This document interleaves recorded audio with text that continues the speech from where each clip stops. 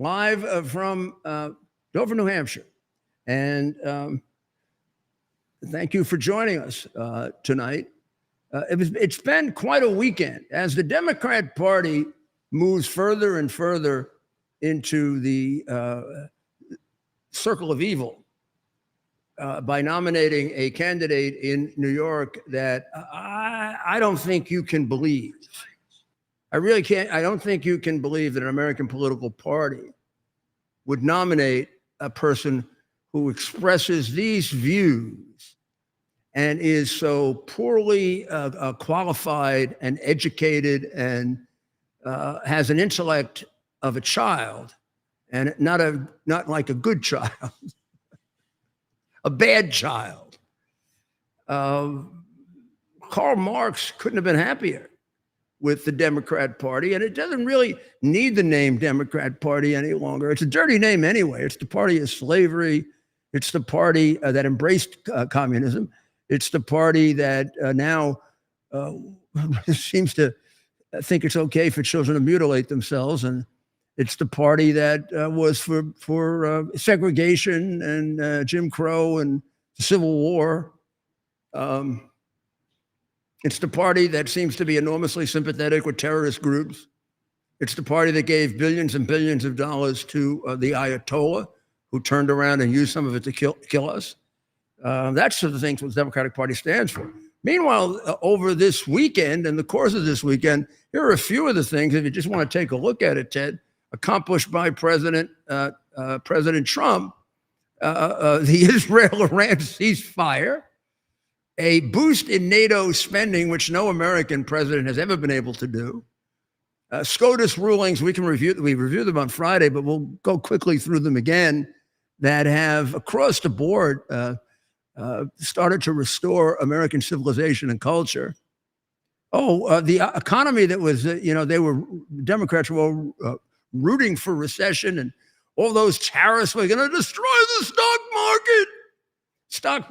The stock market's at a record high. And the big, beautiful bill, let's not count our chickens yet, but we'll go over that very shortly. We just finished a review of it on the other show, is on its way to, looks like getting passed. And most importantly, of that group of measures, the tax cut.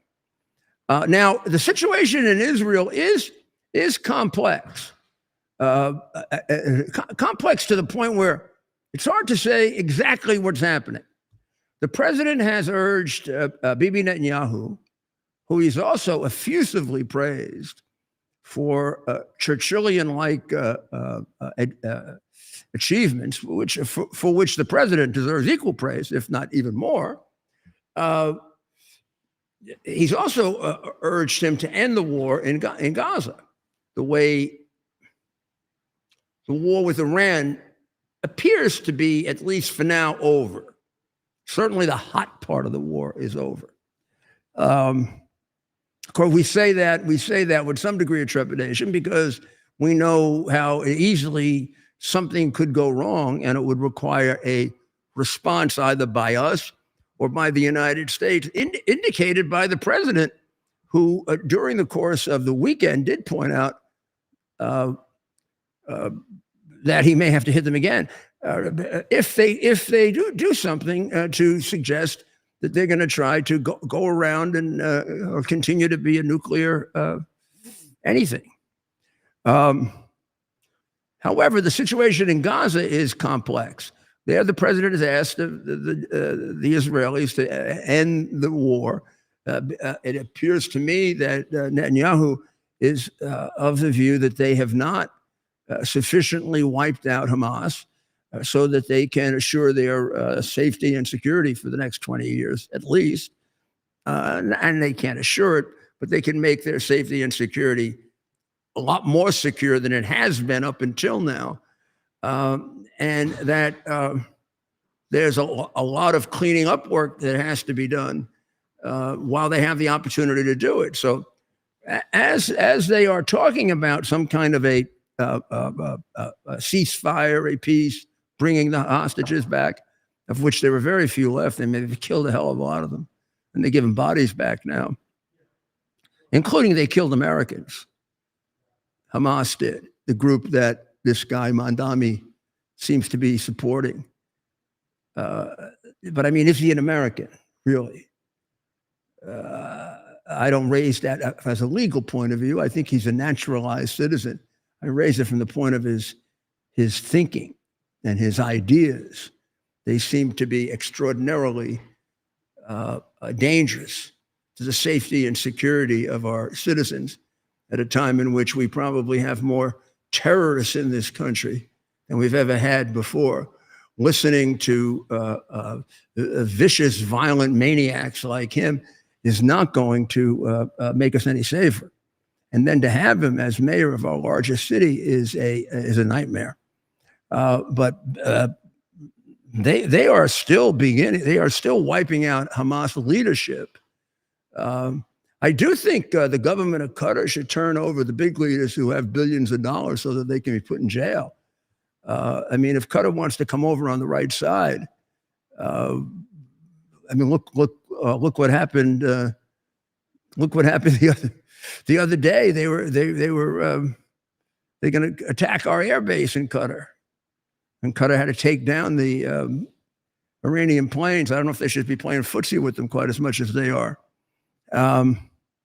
So now the Israelis have set a new group of evacuation orders from the northern part of Gaza, and the northern part of Gaza was,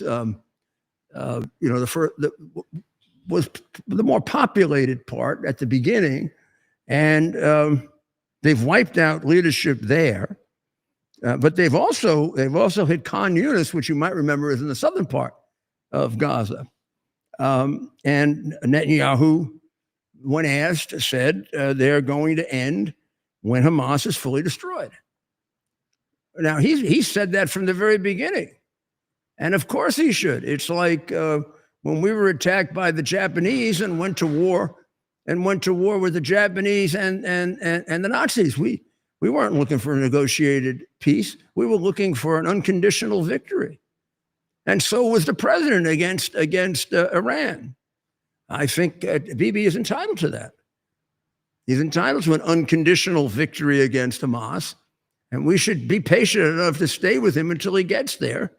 And I think the UN and Zoran Mandupis, or whatever his name is, I mean, they should just be patient. I mean, they've done enough killing of innocent people, so they got to pay the price. And since they vow to wipe out the state of Israel, well, Israel's got to wipe them out first if Israel wants to exist, right? I mean, how the hell else are you going to defend your country when people want to wipe you out? The other thing we have to worry about, and particularly we'll get to the subversive candidate for mayor in New York. This is even more dangerous than usual because we have Iranian sleeper cells in this country. Now, what do we mean by sleeper cells? That's a silly word. They're spies and they're terrorist activists, and they're secret. That's why they're sleeper cells. We've had that for a long, long time on a limited basis because although, we've had a problem with illegal immigration for a long time, we never knew a problem until we got Biden. That when the country became totally wide open and nobody was vetted in any meaningful way, there were then no restraints on the terrorists like Iran, like Hamas, like Hezbollah, like Al-Qaeda, like ISIS, or like the fentanyl groups from China, or the organized crime groups, or the human trafficking groups, or there were no restraints on them at all. It was a field day. It was a terrorist, pervert, criminal holiday. Just bring anybody in you want. I mean, it's only if they're stupid if they didn't take advantage of it, right? I mean, I think I heard President Trump as a candidate say it would be stupid if they didn't, and we'd be stupid if we didn't realize it. And of course, we do realize it. We realized it very late. We realized it 4 years into Biden's term when that criminal who was running the FBI announced after 3 years, "Oh, we have more terrorists in this country than ever before." How many? I don't know. Why don't you know? Well, because you did nothing about it when they were coming in. That's why. Because you sat there as the head of our largest law enforcement agency on your stupid ass and did nothing about it. Because you never should have been director of the FBI. I don't even know if you should have been working at any job of responsibility. But you sure played a big role in putting our country in probably the greatest danger it's been in from the people that are here, that came in here. So if you ask me, and people ask me all the time, because it was my business both in government and out, how dangerous is it now compared to September 11 or before September 11? First of all, I actually don't know, nor do they, except to say it has to be more dangerous because the numbers are much greater. They've become more sophisticated. They've become more organized, and they have a good deal more internal support. In 2000, you never would have had a candidate like this, a guy who's running in New York. You'd never have a candidate, but I kind of built up over time. You've got, Omar and AOC and people like that. The one who was married to her brother. Which one is that? Ilhan Omar and Presley and Presley's still there. One of them got booted. Yeah, and Bush, Cory. No, Cory Booker isn't one of them. Bush. Cory Booker is Spartacus. He's totally Bush. Was it Cory Bush? He's a former Roman slave. He's Spartacus. Oh, you're right. He's not part of the squad. He's the debate. He's the Spartacus. He's his own Spartacus. He doesn't need a squad. He's Spartacus. He alone. That's his contribution to it. What a shitty mayor too. Woo. Well, he's also now. I know that firsthand. It was in Newark. He gave the longest. Well, I think they cheated like they usually do, Mayor. They say he gave the longest floor speech recently, remember? But didn't he take breaks or something? We got to check him on that. And even if he did it, right, what did he actually accomplish? Well, I'm sure it didn't mean it. Flapping his gums for 28 hours? And remember they all celebrated? Anything. They all celebrated him. It was embarrassing. He's a completely useless senator, but that's okay. Most of them are. But he was a totally useless governor. That's got to get the place was a cesspool of corruption and crime. But he got elected, of course. New Jersey. So remember this? There's an article. Oh, you have something for us? Well, we'll save it. You have a little trinket for us, Dad? A little snippet here of our friend. Something for us? Come on, this was momentous. They celebrated this as history. People again. He in the highest office of our land wants to divide us against ourselves, wants to make us afraid, wants to make us fear so much that we're willing to violate people's fundamental rights. We're willing to go after the speech on college campuses. We're willing to go after law firms, go after the freedom of the press. Don't let him do that. Don't become like him. Be an American that says, I look to the future and I'm excited. Yes, things are tough right now. They're hard, they're scary, they're hurting, but we can overcome this. Our American history, if it's nothing else. I can't, I'm sorry. Hello, Spartacus. Put up my little board again. Put up my little board. While these bullshit jackass artists are doing this is what happened. Israel, Iran ceasefire, NATO spending boost, Supreme Court, 5 major rulings to help restore American culture, civilization, and law. Stocks at a record high, and the Senate advances one of the biggest tax cuts in American history. So, and that's only about half of what he did this weekend. Meanwhile, you got those things walking around doing that. The hand clapping, where the hell did that come from? Right, that's Spartacus didn't do that. Spartacus had a he was tougher than that. Kirk Douglas played Spartacus. Yeah, he wasn't sitting there. Yeah, that's the Tim Walz. Never acted like it. The hell is he doing? Does he know? What? I did not know Kirk Douglas. No. Is he aware? Did I know Spartacus? Jesus, I'm not that old. No, is he aware of how stupid he is? Yeah. No. He thinks he's smart. Well, I think maybe he was taking a cue from this guy, our other friend.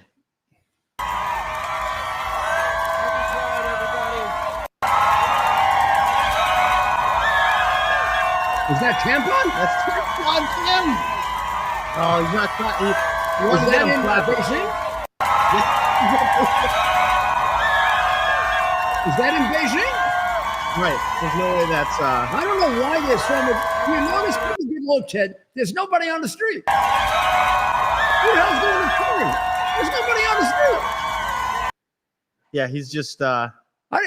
Look. I mean, maybe it's because it's not New York and I'm used to New York, but that's like one row deep. And what's this two-hand wave? Weird guy. This is a new thing, the two-hand wave. His wife, too, who accompanied him 30 times to China. Right. Oh, look, he almost did a Chinese bow. Now, there's a guy who has to be investigated for his ties to China. It's ridiculous. It's absolutely ridiculous. The guy, they pick him out of college and they give him an education. They set up 2 businesses for him. They have him bring kids back and forth to China once a year for 30 years.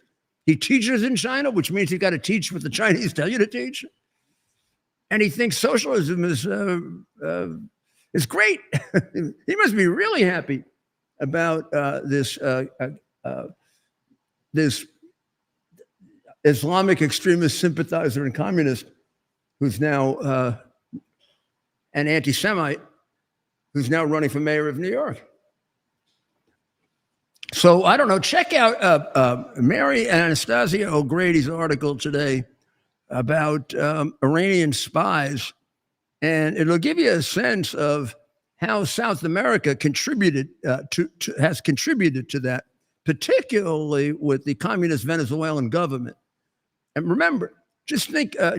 All you have to do is think in your mind about Tren de Aragua, and also when you hear the list of the murderers and rapists and pedophiles and drug dealers and whatever that have come in under Biden. Remember how many are from Venezuela? Because that's the place that Trump told you a long time ago emptied its jails and nut houses to send their people here. And I'd say, rough numbers, about 1/3 of what you hear of these thousands and thousands of criminals that are being sent back are from Venezuela. Well, she has a pretty good. This woman has a very, very good understanding of South America, and she's raising a concern that in this era of asymmetrical warfare, the response of Iran may very well be a terrorist attack, as opposed to a straight-on attack, and one in which they can claim, some form of ignorance, because they lie like crazy. And it seems to me the president has given up on any form of an agreement with them, which actually is very, very wise. It isn't worth the paper it's written on. There'd have been no way we could have gotten to an agreement with Iran that they weren't going to violate. They have never done an agreement in the short history of the Islamic terrorist Republic of Iran. Has there been an agreement they kept? They're not allowed to keep it with us. We're infidels, and we're supposed to be either killed or we pay tribute to them.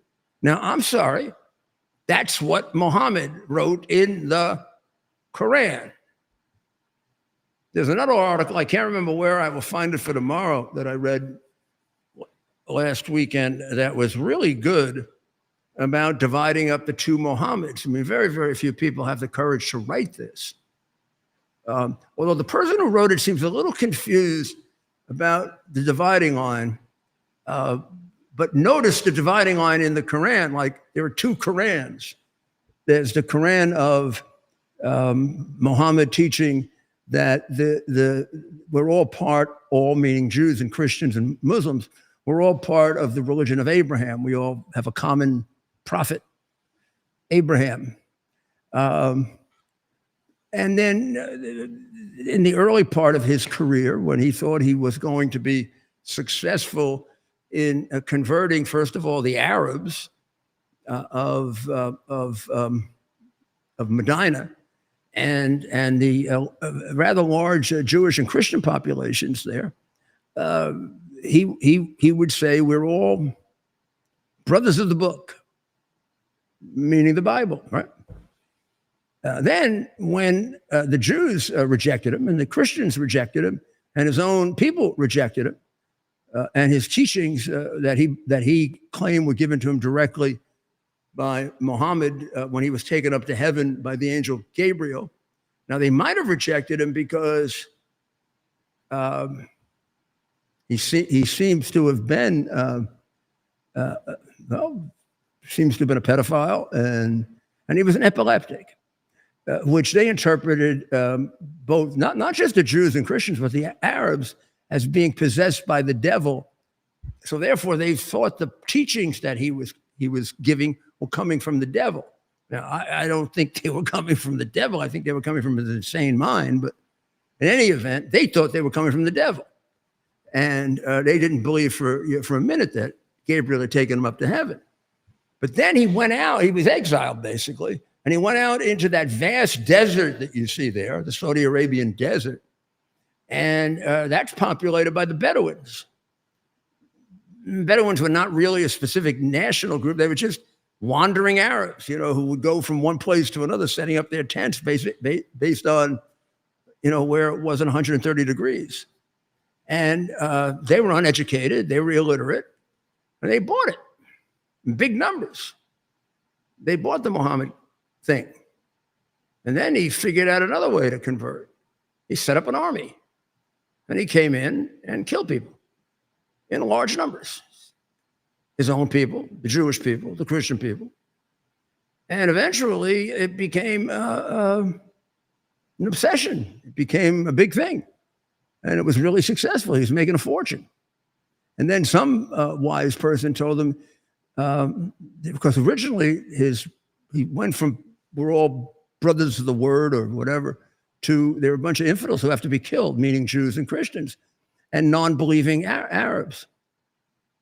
He then made an assessment that he might not be able to kill them all, but he could get something of value. And I've forgotten what the name for it is. Forgotten what the name for it is, but we would call it kickbacks or extortion. Or you could pay him not to kill you. He would let you live, but under his subjugation and rule. You'd be his vassal. And you wouldn't actually be allowed to practice your religion. It's only recently that anybody can practice a religion in Saudi Arabia. And they don't allow in any of those countries a cross or a Jewish star. I mean, these are very, very tolerant countries. And you know what they do to women. So when you say to me, I was in a debate today, well, all religions have their bad points. I'm sorry. Not all religions were founded by a mass murderer pedophile who taught his people to murder to spread the religion. They were founded by in some cases, human beings. And in the case of the Christian religion, we believe by God. And we're imperfect, and we make mistakes and do things wrong, have done evil things, meaning Christians have. I defy you to find any place where Jesus told me to go out and kill Jews, or where they weren't Muslims or anybody else. In fact, didn't he say about the Jewish people to forgive them, and they don't know what they're doing when this whole thing comes up about how Jews killed Jesus? It's a horrible thing that Christians have interpreted it that way. First of all, the founder of their religion was born, lived, and died as a Jew, and a proud one. And second, he made it very, very clear that God had a command for us. Forgive them. Forgive the Romans who killed them. Forgive that group of Jewish people who killed. The Jewish people didn't kill him. Some of the people of the day agreed with killing him. Some didn't. Some agreed with him, and some didn't think he should be killed at all. Similar with everyone else there, Jewish or not. And he was officially killed by the Romans, by the Roman government, with some degree of trepidation on the part of Pontius Pilate's wife and Pontius Pilate himself. It's a very complex situation. But the man was a good man who taught good things. The only time he showed any anger was when they were defiling and blaspheming the temple by trying to make a profit there and defiling the house of his father. But he scolded them. He scolded them and broke up their sacrilege. He didn't execute them. He didn't say their children should be executed. He didn't put a fatwa on them. In fact, not just the Jewish people, he forgave all of them for killing him. He said, they know not what they do. And he loved sinners because he understood the human condition. I mean, there's no comparison between Muhammad and then Jesus and Moses. And and if it isn't written out of that religion, it's going to be with us forever. I raised that question with someone today who's a sympathizer with, or at least really confused about Islamic extremism. And he said, well, you can't ask people to read out their religion. Well, of course we can. Don't we require Mormons to read out polygamy? Don't we? Well, we sure as hell should be able to tell Muslims, sorry, boys, it may say in the Quran that you can kill us, but that's not right. I don't find in the Bible. Any. I mean, I'm thinking about back on both in the Old Testament and the New Testament. I don't remember a commandment like "Thou shalt kill the non-believers." Well, the Quran says that. I don't know, different kind of religion, one that has a danger to it, if taken literally. Okay. President Trump's foreign policy has become, for some, deliberately a cause of confusion because, and there's been more than a few in the foreign policy magazines that, because they want to make him either an isolationist, like an unrealistic 1920s isolationist, or an insane, crazy interventionist. And you got to be one or the other. You got to be an isolationist or an interventionist. You got to be a dove or a hawk or whatever, however they do it. So for a while, he was making all of these people who have ruined who have ruined to a very large extent the foreign policy establishment of our country. And they were getting real happy because he was talking a little like Biden. You know, we should have an agreement with, or Obama, we should have an agreement with Iran, and let's stop the war, and let's peace, peace, peace. I'm for peace. And they really liked that. And then some of the guys on the other side, the hawks or the interventionists, were getting really nervous that that he was going to become too soft and too much like the people that they regard as having been appeasers of Islamic extremism, communism, and whatever. Well, it turns out that he's not a label. He's somebody who actually really does love this country and really does want to make decisions that are the best interests of this country. And so far, I think he's made all the right decisions. But even if he didn't, he would have made them for the right reason. But they won't grant him that. I just showed you the list of achievements. I mean, I don't know if the president ever had a weekend like that. except maybe when we want a war or something. So he's an isolationist when he thinks it's in the best interest of the United States to be that way. He's an interventionist when he has to be to protect the United States. It's really as simple as that. And all our great presidents were like that. I don't know that we've had a president, and I take Biden out because Biden didn't even have a mind, that ever wanted to see us go to war. Or deliberately wanted to appease a monster. I don't think. Maybe we did. But in any event, his foreign policy, if you look at it carefully, is a fine combination between the use of strength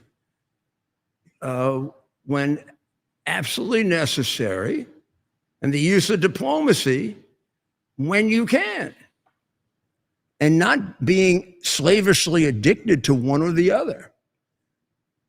And I think the balance that he's striking is remarkable, since he is able to make peace where he can.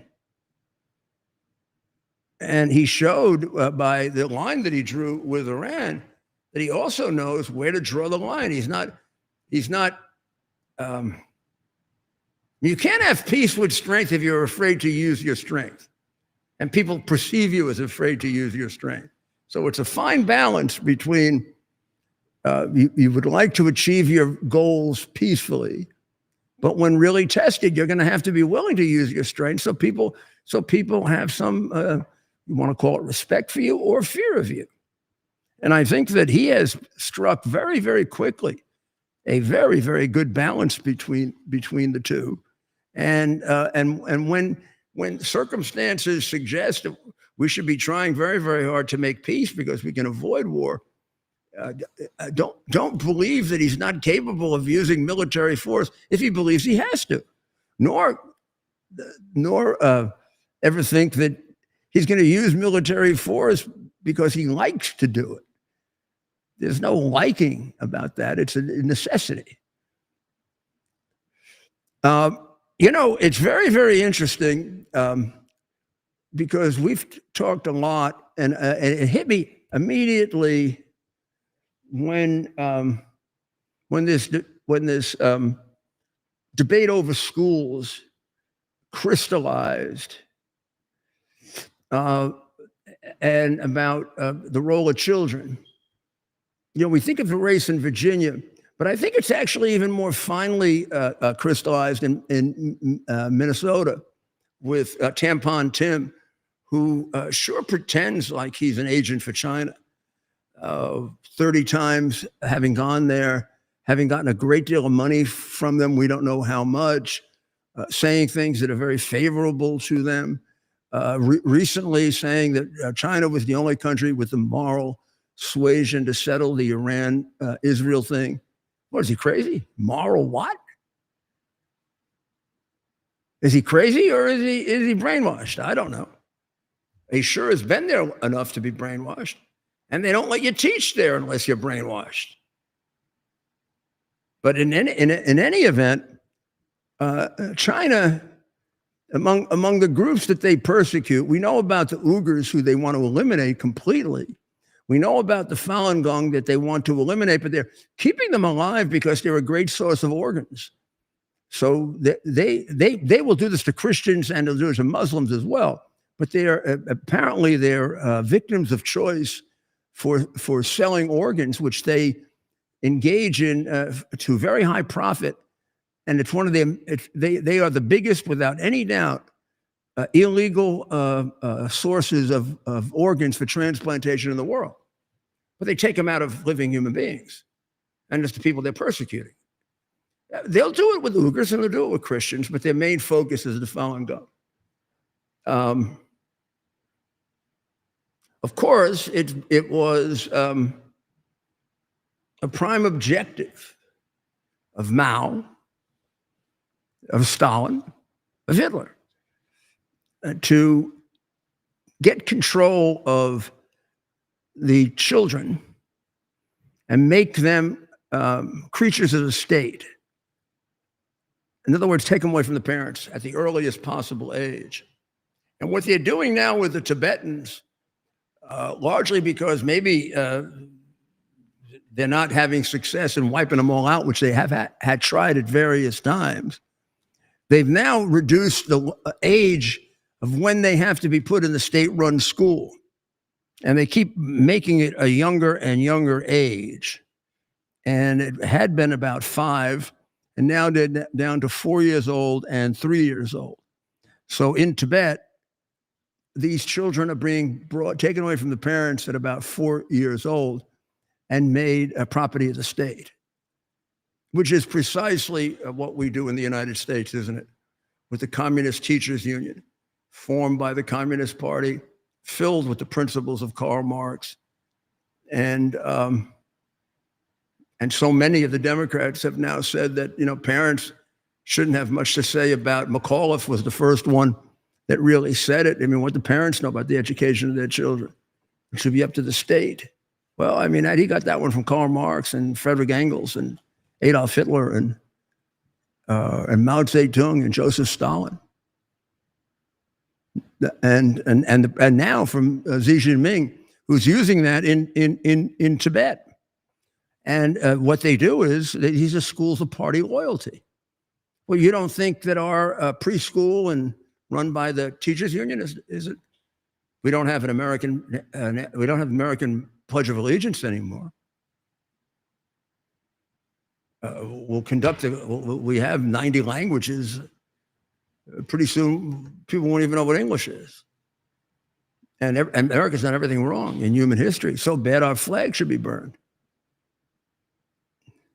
So bad that we take down the statues of the men and women who created us. And we put up the statues of George Floyd. Well, take a look at what's going on in China and in Tibet, and you'll see what's going on in Minneapolis, Minnesota, and in right across the river in Fairfax County, Virginia, where the school board is at war with the parents. There shouldn't be a war. The parents are in charge. The school board is a creature of the parents. Also, China is apparently cheating on cars. They've designated a lot of used cars. They've designated a lot of new cars as used cars so they can escape the tariff. And they've been doing that not just in America, but in Europe. And I should have clipped this picture of it. There's a gigantic picture at a port at Yantai that was, I don't know if it was headed off for the United States. I mean, it's sort of like they're laundering the cars. They're trying to sell them through either European countries which is why secondary sanctions are so important to really jam these people up, which we really should have on Russia right now. So they clear the vehicles from ports like in Horgos in northwest China, and then they ship them first to Kyrgyzstan or Kazakhstan or someplace else, and then they'll enter like either into the Russian market or some other market, but not directly from China. And this is apparently a big, big business. And it's becoming a real source of problems as a illegal trade practice with Europe, not just America. And it looks like it's decreasing the value of Chinese cars. Now, the economy of China, which you have to, I've recently found myself a couple more Chinese publications so I can keep up with what's going on there. But the value of China, the condition of the Chinese economy is very, very bad right now. And it may be even worse than we think. There's also an awful lot of rumors that Xi Jinping is no longer in charge. Now, I don't have any proof of that, none. And it isn't. And I remember when we first started talking about when President Trump was going to invade, and about a day before or 2 days before, I said, "Well, it's really just rumor, but it seems to be just a little too many." It's starting to get the feeling of this is what happens before there is an invasion. But I still can't put my finger on it. But there seems to be too much chatter, too much. We're not quite there yet with Xi Jinping, but it has been going on for about 2 or 3 months. It dates back to when a number of his allies were removed, both from the Politburo and political command and the army. One interpretation was he was doing a house cleaning. The other interpretation was the little cabal around him was taking away his sources of power that he could fight back with. I still don't know the answer to that. And, we may find out the answer to that if he remains there, or if all of a sudden, as they say in The Godfather, you're not going to see Xi Jinping anymore. The situation of mass is just typical of the Democrat Party, like with the wall, right? So the wall is great to keep out illegal immigrants. In fact, it's terrible that Bush didn't build it until Trump comes along and says there should be a wall. Then it isn't just bad. It's racist. It's xenophobic. It's inhumane. It violates human rights. It causes cancer. So now the Democratic Party seems to have 2 different positions on mass. So they say it's absolutely terrible that in places like even New York, they want people who are doing demonstrations and protests that almost always seem to end up in violence. I don't know, you show me a peaceful protest of more than 3 people recently. I know it's not violence. They just burn down buildings, kill people, bash them in the head, beat up cops. It's not really violence. It's like when the reporter from CNN is standing out there and saying, "This is mostly a peaceful protest." Boom, bam. But the reality is, they say those people should be entitled to wear masks. All those people paid by Soros and by the communists and by that rich guy in Shanghai, and they should be allowed to have their masks on. After all, they might get in trouble. They're committing crimes. But the ICE officers, who have been experiencing a great deal of blowback from their undertaking just completely lawful activities that they have to, and their families have been threatened, and some have actually been attacked, but they shouldn't wear masks.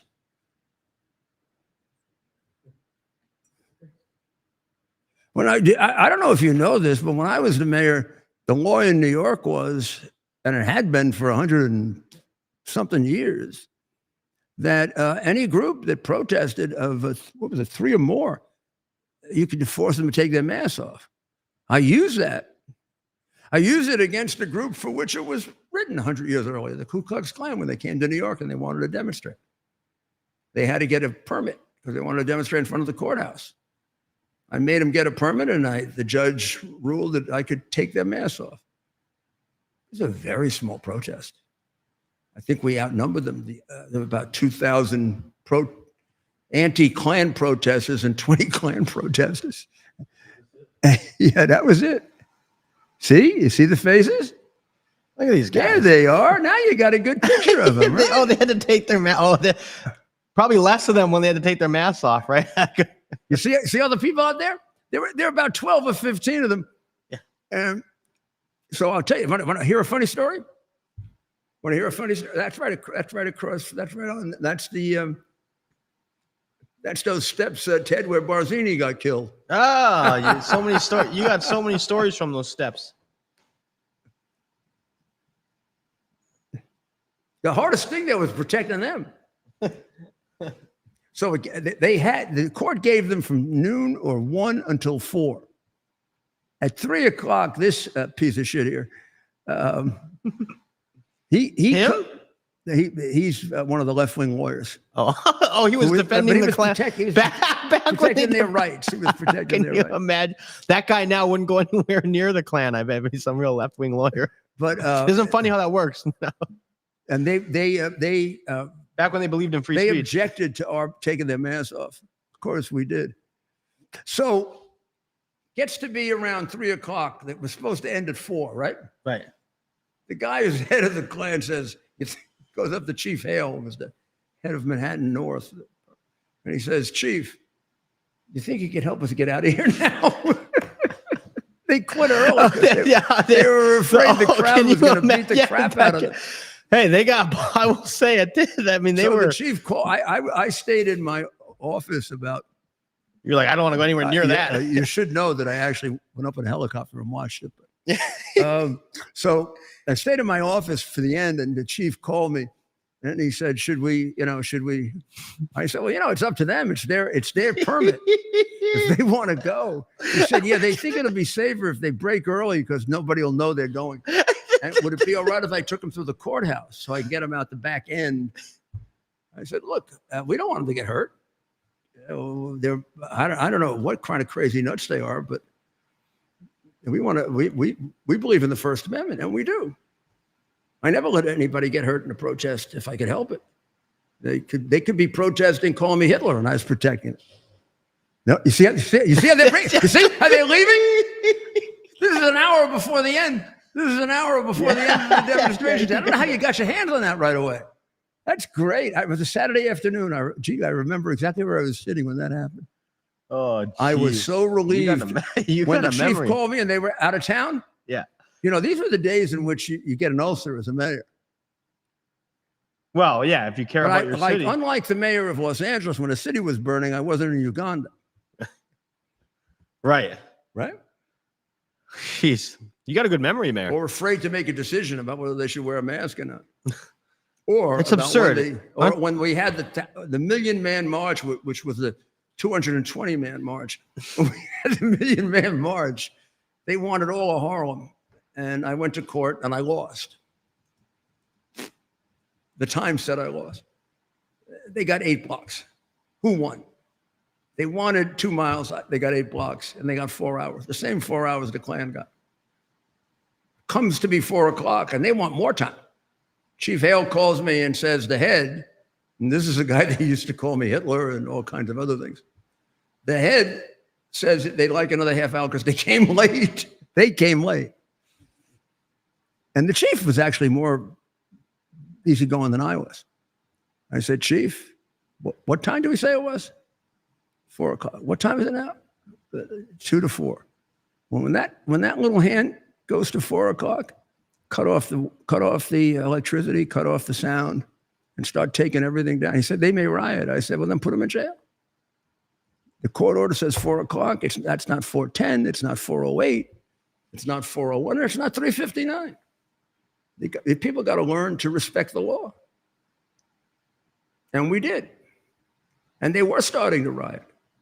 And then all of a sudden, they got really scared. A whole group of helicopters came over. They actually, the helicopters were going to attack them. And then they sued me for violating their civil rights by sending the helicopters over. They said I was doing that to intimidate them. I wasn't. I was doing it to take pictures of them.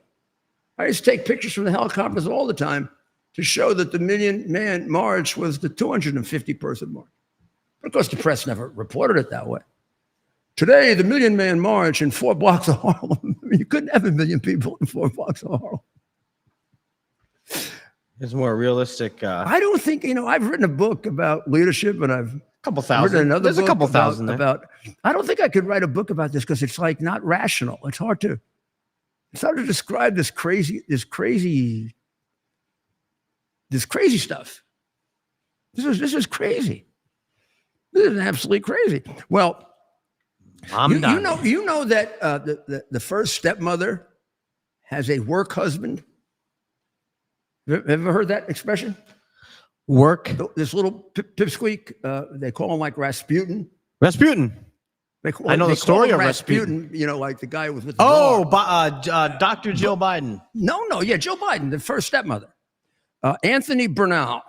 Yes, we were talking about him last week. He's about 4'3". But Anthony Bernal, who everybody apparently hates, including the Democrats, because he's like he's one of these self-important, nasty little shits. And yeah. well, he refused to show up for the House Oversight Committee because I think they're trying to get to the bottom of who signed what. Yeah. I mean, one person didn't know who ordered her to use it. That sounds a little weird. Right. Maybe some of those pardons aren't going to be effective. But now this is really serious because this guy, Bernal, I mean, they can't not put him in prison after what they did to my friend Pete Navarro or Steve Bannon. Imagine they put Navarro in leg irons. Come on, they're not Nazis? Like, I'm over the top if I say they're Nazis. Or yeah, before when I was on television or whatever, and I said that Zohan, what's his name again? Zohan Mamdani. Oh, Mamdani, yeah. Zohan Mamdani is very favorable toward Hamas. He said, well, you can't say that. They should go from the river to the sea.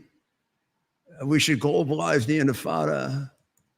I don't know. Am I stupid? He's not favorable to Hamas. Yeah. Somehow we're the ones that Like, our lion ears don't believe our lion ears. I can't figure it out. I'm so stupid. So the first stepmother, man, this picture, she doesn't look like a Vogue model, I'll tell you that. She looks really upset here next to Rasputin. But Rasputin now is going to get a subpoena. I guess they didn't give him a subpoena. They just requested that he come. So now he's going to be subpoenaed by the House Oversight Committee. So if he doesn't show up, then I don't know. They got to go get those. Probably have to get little smaller leg irons because I think if you put him in normal leg irons, he'll be able to get his leg out. But aren't they going to have to put him in leg irons? Now here, I don't think so. I'm going to tell you my answer to this. This shouldn't be a matter of vengeance, and it's going to be really hard to convince people it's not. Look, they're going to think it's vengeance. But if this is the way you want to interpret the law, then we've got to interpret both ways. But you don't have to do the Nazi shit, you know? We don't have to have the FBI show up in military uniforms, and you don't need machine guns to serve a subpoena on Roger Stone, you know? Right. Or Colonel or United States general or a member of the cabinet. So hopefully, if he doesn't show up, we'll give him a chance to show up in court and put him in jail. But we won't send out the people kind of looking a little like they're the Gestapo, you know, or the Stasi or the Savak or one of those secret police types that ruined the reputation of the FBI playing along with it. Now, there are a couple of FBI agents who are under investigation, it looks like, also in fixing things for the Bidens, including the guy who was the lead agent arresting Navarro. That was Walter Chardina.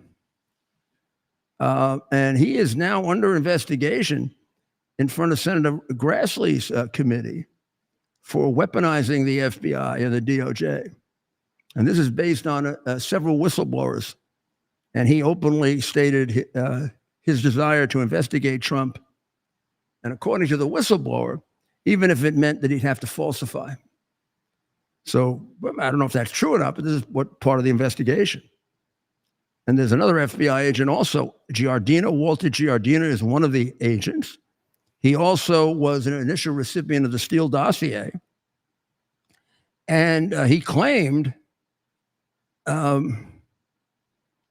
he claimed that at least in one rendition, that this was a completely accurate document. Of course, it turned out to be never verified, totally untrue, even though Comey swore under oath that it was true and verified when he knew it wasn't. because he's serving the interest of keeping Democrats out of jail and covering up their crimes, he was never prosecuted for that. Also, if you want to talk about questionable practices, looks like the Pelosi's made quite a score.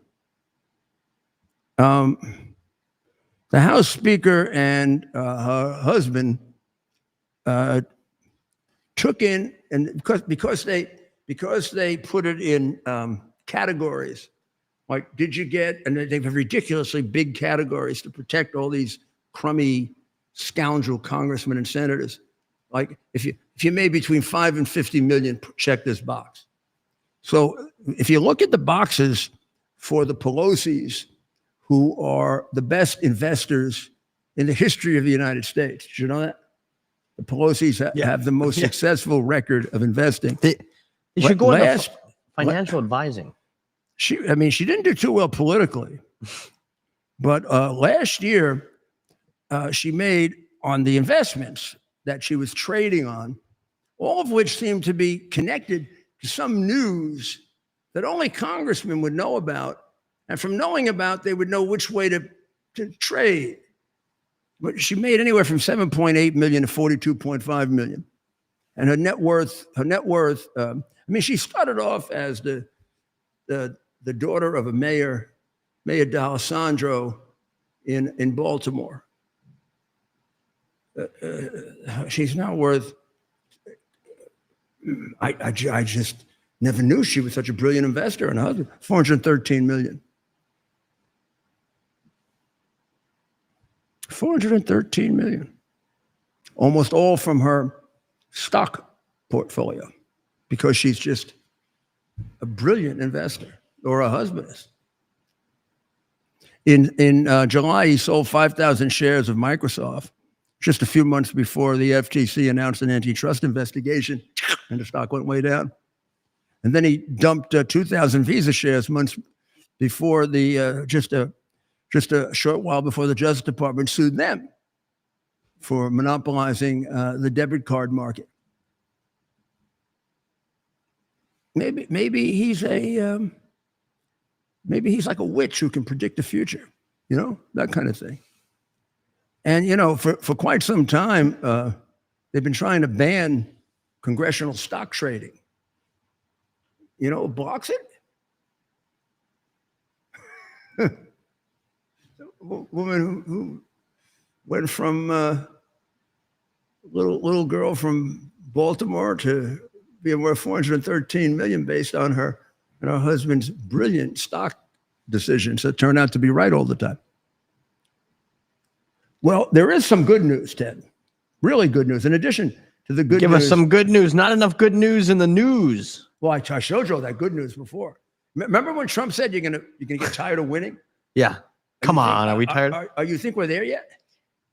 Man, some days it seems like it, some weeks, right? And we got to cover it all in one show. I think we got to get the 2 wars over first. Yeah, but he moves at quite the pace. He works 7 days a week, like you do, like we do. I don't get this. Sometimes you hear about people. You get bounce back emails from people, right? I'm on vacation. Not taking emails for a week. I'm on vacation. I'm like, wow, must be nice. Oh yeah, we have somebody like that right now, right? So no, I'm not saying. I get reporters. It's reporters, to be honest, in the summer. I think these guys. It's important if you're a normal person. I don't consider myself a normal person. Well, yeah. When did you ever take? Did you like week-long vacations? What's your if I were to say, hey, Mayor, let's go sit on the beach for a week in I don't know, where do people Florida? Let's go sit on the beach. Well, maybe there's a reason why. Maybe Rudy Giuliani goes on vacation. Second day, he blows his brains out. Maybe we could do some more beach time though in Florida. We don't do any. We're never at the beach. I find something to do that made me Well, you're going to be reading the news. I'm going to tell you something really strange. I used to take time off. I don't know, about a week. I remember taking 4 or 5 days off once just to go to Saratoga, New York, to the horse races.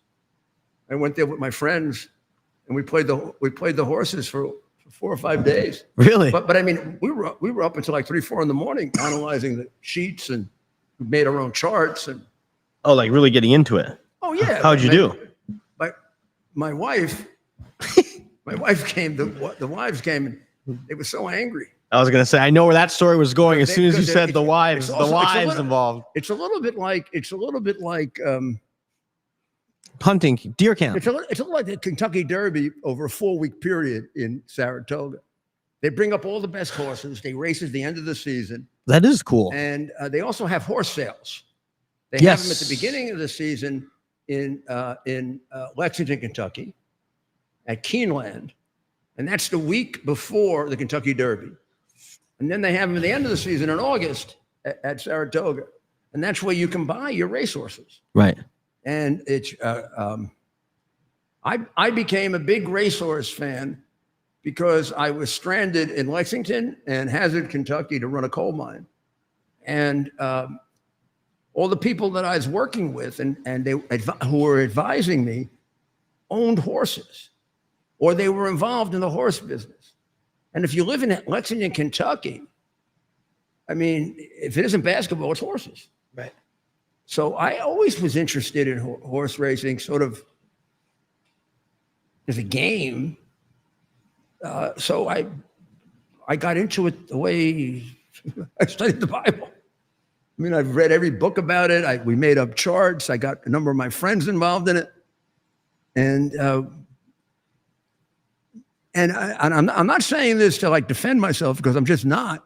It really wasn't the gambling. It was the art of predicting. That was so much fun. I used to get like a big charge out of, I would handicap the race. And you know the easiest thing to figure out? Who's going to come out of the gate first? The most predictable thing about a horse is who's the front runner. Unless you have a field of 8 front runners, right? But usually you don't. Usually you got 2, 3 front runners and 2, 3 from the back and 2, 3 in the middle. And it's very, very rare that if you look at the racing form and they show you where the horse is at each point of the race. And you're going to see there's a consistency to horses that come out first. Doesn't mean they win, but it means they've got great speed out of the gate. Acceleration. They're going to do well the shorter the race is. So in a 6 furlong race, that's going to be a good horse. In a 1.5 mile race like the Belmont that they just had, first out of the gate can very often be deadly because you can't sustain it for that period of time. But it was a lot of fun. It was a lot of fun. It's a great sport. They used to call it the horse racing. They used to call it the sport of kings.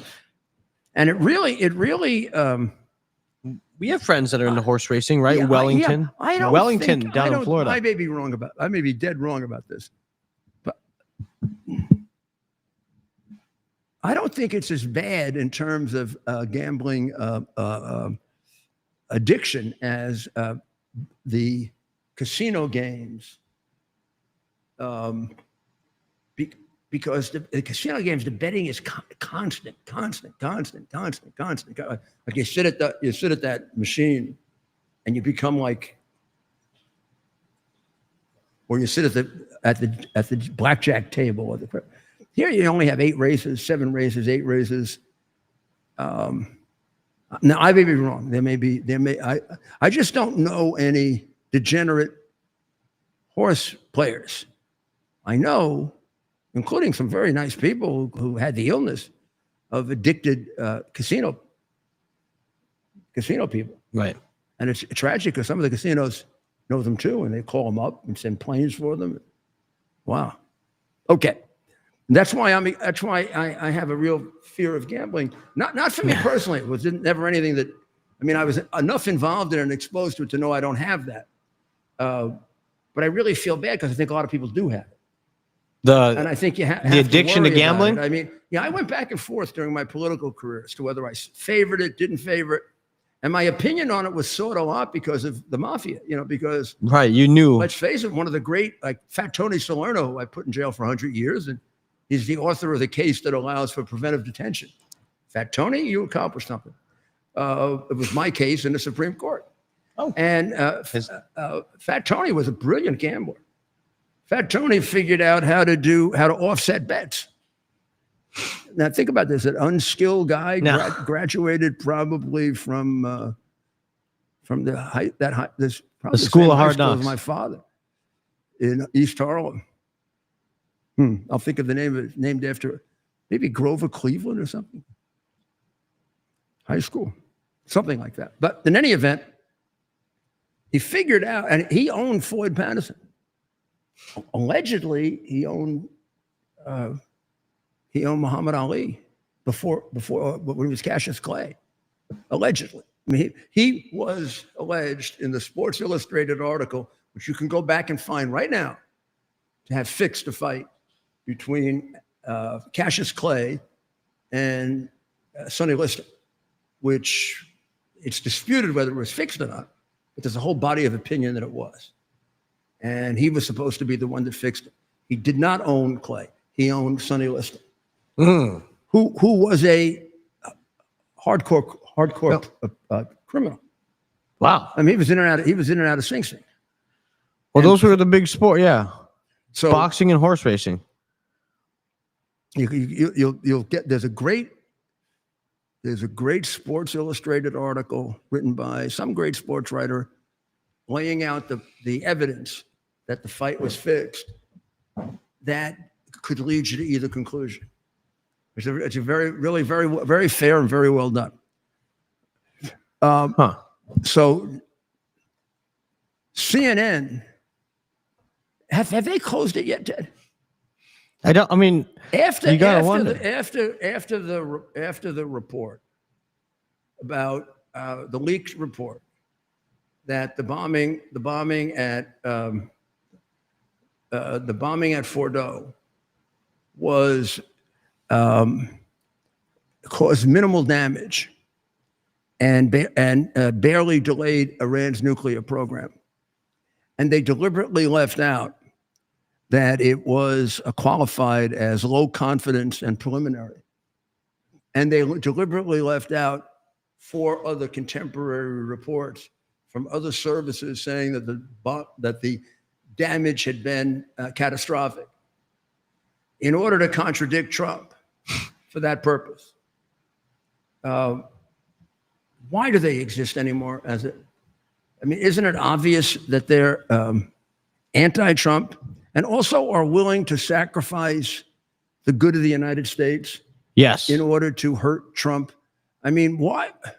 Yes, Mayor. You're an American. There's an attack. Right. We don't know yet if it's successful or not. The president said it was successful. The report says it doesn't have confidence in its conclusion that it wasn't successful. Right. Other reports say it's successful. And the report at the end says it doesn't have confidence in the equally prevalent view at that time that it was very catastrophic, but they don't have confidence in that either. Right. So the report says nothing. Right. If you're being honest. Right. But they're not honest. They're not honest. And how do they keep Natasha Bertrand, who I have problems with because she created tremendous issues for me by falsely maintaining that those 51 spies who lied and said that Trump and I were deliberately peddling the hard drive with earmarks of Russian collusion. She's the person who pushed that. Right. Now, you had to know that was untrue. If you had half a brain. First of all, they only had a day to come to a conclusion like that.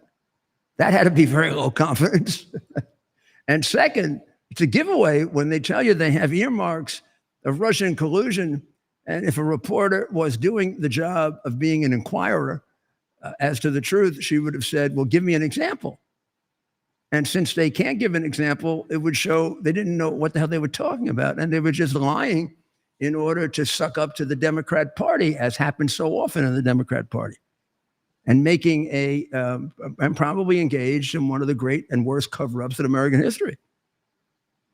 And then she's got 3 or 4 others. I mean, Russian collusion. I mean, she's not a reporter. She's a political activist and a dishonest one. How do they keep her on staff?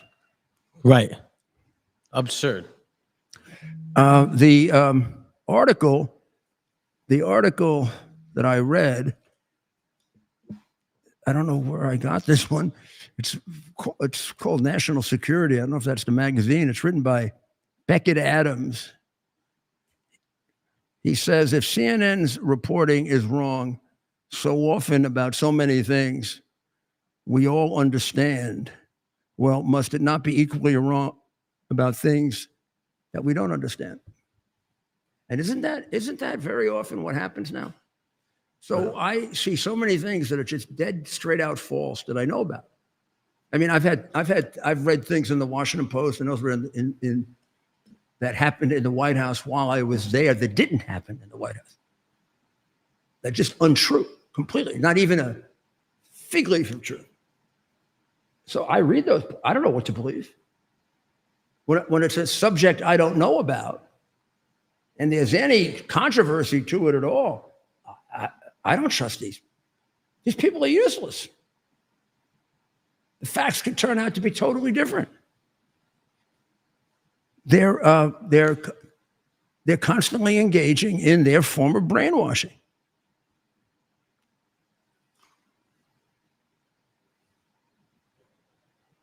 So the president now, the president has requested a federal investigation of this leak, and he says they should focus on the reporters who got it, and since it's a violation of law and a violation of national security. I disagree a little. I think they should concentrate on the government officials. There are only a certain number of government officials. There are only a certain number of government officials who could possibly have handed this over. And they are ripe for polygraph tests. Polygraph them all. They're accurate enough. Polygraph them all. Just start narrowing it down. I mean, I don't understand why we don't. You're not going to have to do 1,000. I can't imagine there are more than 200 people. Right. And Mayor, doesn't that send a message to others just how serious this sort of leaking can be? The minute you go with the reporters, you're talking about a big, long legal proceeding where you're going to have to litigate the First Amendment, their First Amendment rights to have sources. How does that compare to national security? And in a way, reporters getting access to things like that at times when the government is doing something wrong is important. So you can't cut off reporters completely. You can't make laws that are completely based on the fact that everybody's a rat. So there is a valuable purpose to a certain level of confidentiality in these things for when and if the press goes back to playing its role as the watchdog of government ethics. And I mean, right now it isn't. Right now it's not much better than a communist owned news enterprise. Maybe voluntary, but still owned and operating for that purpose. So I think it is, but I think it is worth doing a full-scale investigation. And listen, in many ways, you have more control over your employees than you do the press. To require your employees to take a polygraph test about a matter of national security is perfectly proper. And whereas if you require reporters to give up sources, it becomes a big balancing test between protecting the First Amendment and the ability of the press under the right circumstances to get damaging information about what the government is doing, which after all does happen, as we found out with Biden, right? and the right to protect our national security. It doesn't exist with government employees. They should have no reason why they wouldn't take a polygraph test if they didn't leak. I mean, you're not gonna fail it if you're telling the truth. And if you are, it's discernible. You can see from the person's makeup and their. I mean, I've used polygraphs a lot for investigatory. I couldn't use it in evidence, but I used it a lot for investigatory purposes. And I had people that couldn't be polygraphed. The polygraph examiner would come to the guy's too much of a nervous wreck, or he's a pathological liar. Try that one on. The joke used to be you couldn't possibly polygraph Bill Clinton. I wonder if he ever was polygraphed. I don't think so. I doubt it. Somebody said he would blow up the machine. Yeah. The machine just blows up.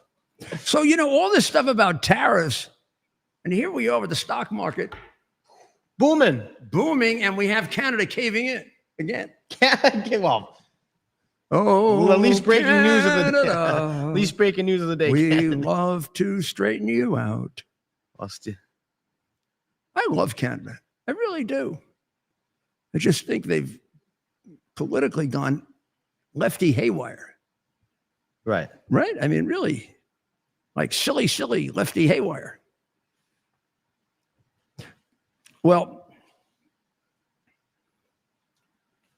Ted, just since people may not have seen this jackass completely, let's show them some of the Mondani the best of videos Mondani. so they can get ready to figure out who else they're going to support other than him for mayor of New York. Right. And who they're going to send money to. And right now, those possibilities would be Curtis Sliwa, who will be the Republican candidate for sure. Eric Adams will be an independent candidate for sure. And possibly Cuomo. Cuomo is on a third line. And I think I've seen both things said, that he's not going to run, but then he's rethinking and he might run. So let's play. And I have a thought on that, which we'll finish with after you hear this. The Intifada. That's not language that I use. The language that I use and the language that I will continue to use to lead this city is that which speaks clearly to my intent, which is an intent grounded in a belief in universal human rights. But do you actually condemn it? I think that's the question and the outstanding issue that a number of people, both of the Jewish faith and beyond, have. Do you condemn that phase, globalize the Intifada, which a lot of people hear as a call to violence against Jews? I've heard from many Jewish New Yorkers who have shared their concerns with me. I don't believe that the role of the mayor is to police speech. Quickly, for the people who care about the language and who feel really concerned by that phrase, why not just condemn it?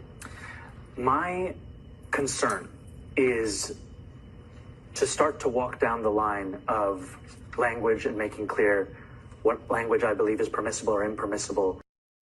How many more do you think are charged? How many more New Yorkers not charged? Do you believe in the First Amendment? Do you believe in the First Amendment? How many more New Yorkers? Two key ways. The first is to match the state. What I've proposed is that we raise $10 billion to pay for our entire economic agenda and start to Trump-proof our city, because we know he'll use federal funding as leverage over this city. And we will do so in two key ways. The first is to match the state's top corporate tax rate to that of New Jersey. We are at 7.25%. They're at 11.5%. Corporations can pay it over there. They can pay it over here. And the beauty of it is that it doesn't just apply to corporations headquartered in New York City. Because when you say this, people will say, well, they're going to go to Florida. Mm-hmm. Wherever you are headquartered, as long as you do business in the state of New York, you are taxable for that corporate tax. We're talking about corporations that are making millions of dollars, not in revenue, but in profit. And the second is taxing the top 1% of New Yorkers. We're talking about people who make $1 million a year or more, taxing them just by a flat 2% tax increase. And I know if 50 Cent is listening, he's not going to be happy about this. Mm-hmm. He tends to not like this tax policy, but I want to be very clear. This is about $20,000 a year. It's a rounding error. And all of these things together, they make every New Yorker's life better, including those who are actually getting taxed. बात ये है कि मैं क्या करूंगा हमारे communities के लिए और हर एक न्यूयॉर्कर के लिए मैं हमारे शहर को अफोर्डेबल बनाऊंगा न्यूयॉर्कर्स मुश्किल से अफोर्ड कर रहे हैं रोटी, कपड़ा और मकान। मैं ये सब बदलने के लिए लड़ रहा हूँ, rent free buses, universal child care और सस्ती ग्रोसरीज के जरिए। पर आपको एक सवाल पूछना चाहता हूँ, तुमने कभी किसी को वोट किया? In the country. Mr. Who's the most effective Democrat in the country? Mr. Mamdani. Mayor Wu of Boston. Who's the most effective Democrat in the country? Mr. Mayor Wu of Mayor That Wu alone is- should disqualify Mayor you Wu from. is trying really hard to Yeah. get the murderers and the rapists back that were taken out by That alone disqualifies you from public office. by ICE. She wants to get them back. I mean, Boston misses them, Mayor Wu. Yep. Bizarre. How do they? I mean, How does this? but I mean, he's worse than Mayor Wu. Now, first of all, what he's saying is crazy. It's crazy. First of all, how do you tax companies that leave New York unless he's talking about taxing them on the money they make in New York, which will be constitutionally challenged, but there are ways in which you can do that.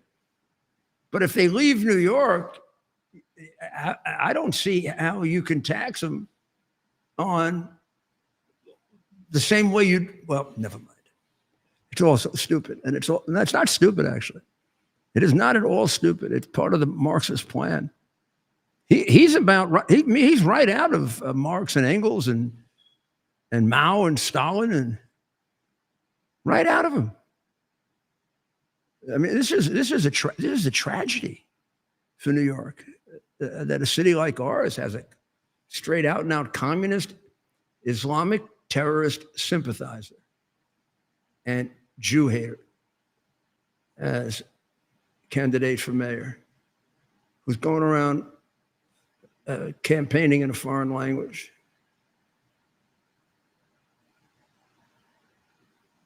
Well, let's hope, like with Trump and the insanity of electing Pamela, that people in New York will see better. We'll look at it better. It's complicated because there are three candidates. And the popular wisdom would be this: they have to unite behind one. Now, that's really hard. I know two of them pretty darn well, Curtis and Andrew Cuomo. And these are both very, Andrew Cuomo is either going to run or not run, but I don't know that he'll fold his tent under somebody else if they would have a better chance of winning. Adams and Sliwa had an enormously bitter campaign. And I would normally, of course, support Curtis. Curtis is worried that I might not because we've had a few personal issues over WABC and stuff like that, but that wouldn't get in my way in making the best decision for New York City. And that doesn't change knowing the guy for just my entire life and knowing who he is. But this decision is bigger than Cuomo. It's bigger than Curtis. It's bigger than Adams. It's bigger than me. I truly believe this city is going to be ruined, or that city is going to be ruined. I don't live there anymore.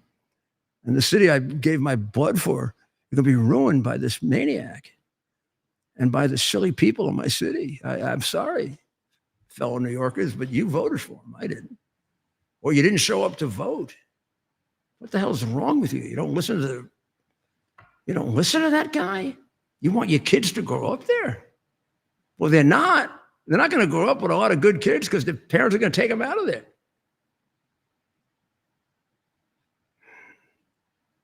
So the point is, there's only one way to beat them. One of them has to run. And I can tell you my personal feelings about it, but they're not worth a damn thing here. I am a bit of a professional politically, so I'm going to try to put my head on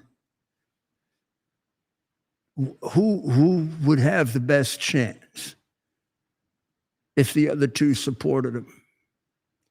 Not based on their liking each other, not based on ego, but based on loving New York City. How about even just caring about it? And I honestly don't know the answer to that. I can see arguments for any one of the three of them. Curtis is the least defiled, right? So Cuomo went out of office on a scandal. Doesn't seem like he made up a lot of that. Maybe a little. He got about 30% of the vote. Adams was having all kinds of problems before he saw the light about immigration. But many people could say he helped to cause the problem by inviting them here, giving them credit cards, and putting in all kinds of money for their housing, which looks very suspicious now, which is being investigated. And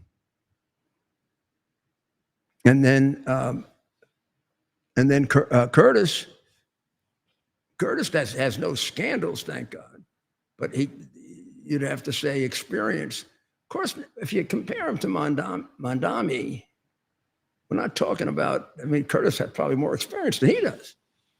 So I'm going to think on this a lot, and I don't know that it'll do any good, but I'll try to be as honest. I'll be as honest with you I can be with myself about who I think has the best chance. But I only think that chance works if the other two support him, I think. Maybe at least one of the other two.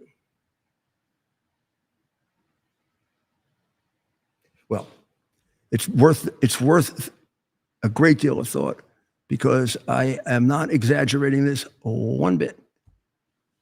There's plenty more of what we played for you from this maniac. There's something really wrong with this guy. Really wrong. And it's deep and it's dangerous. Well, anything else we need to cover? Because I want him to go over and listen to Dr. Maria. Let's send him over to Lindell TV for the Dr. Maria show.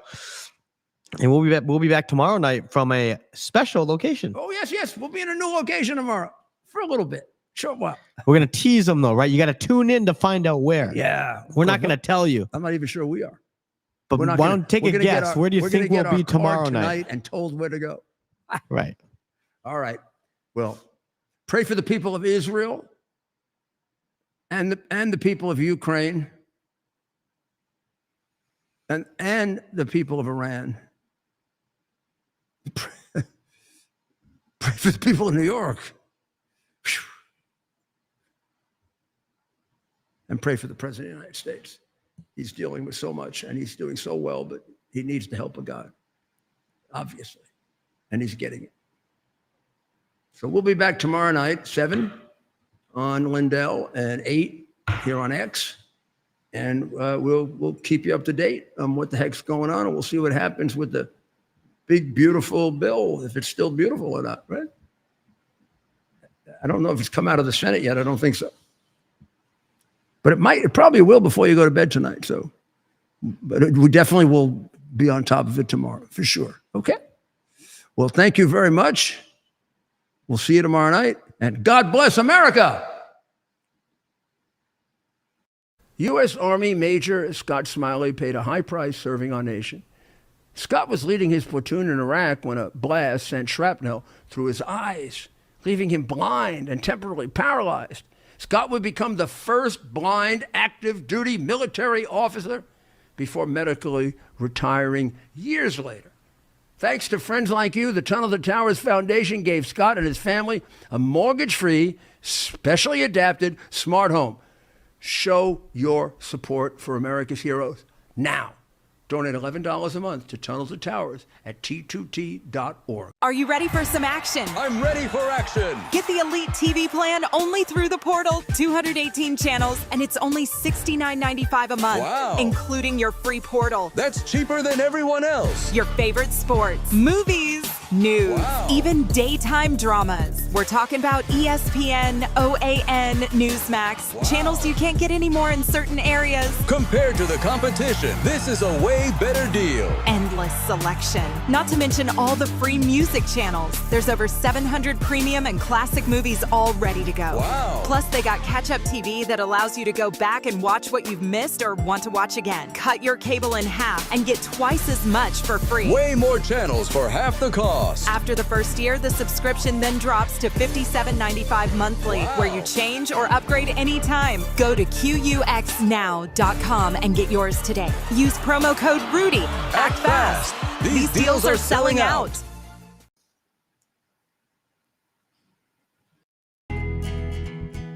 Here we are, pretty much at the beginning of the process here at this pristine, I call it a laboratory. It's not like a factory, it's like a hospital.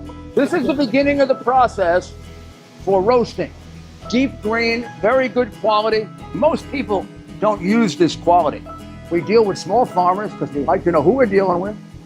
They give us the highest quality, all organic, non-GMO. You should know all Arabica beans, no Robusto, all Arabica. They're going to go into the roaster, and it'll get roasted for about 20 minutes or so.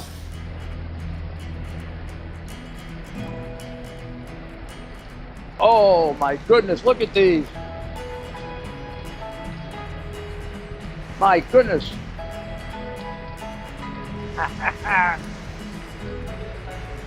You're going to want to specially order these.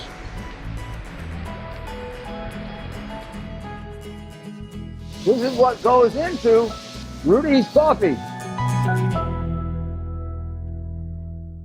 It's our purpose to bring to bear the principle of common sense and rational discussion to the issues of our day. America was created at a time of great turmoil, tremendous disagreements, anger, hatred. There was a book written in 1776 that guided much of the discipline of thinking that brought to us the discovery of our freedoms, of our God-given freedoms. It was Thomas Paine's Common Sense, written in 1776, one of the first American bestsellers, in which Thomas Paine explained, by rational principles, the reason why these small colonies felt the necessity to separate from the Kingdom of Great Britain and the King of England. He explained their inherent desire for liberty, for freedom, freedom of religion, freedom of speech, the ability to select the people who govern them. And he explained it in ways that were understandable to all the people, not just the elite. Because the desire for freedom is universal. The desire for freedom adheres in the human mind, and it is part of the human soul. This is exactly the time we should consult our history. Look at what we've done in the past and see if we can't use it to help us now. We understand that our founders created the greatest country in the history of the world, the greatest democracy, the freest country, a country that has taken more people out of poverty than any country ever. All of us are so fortunate to be Americans. But a great deal of the reason for America's constant ability to self-improve is because we're able to reason, we're able to talk, we're able to analyze. We are able to apply our God-given common sense.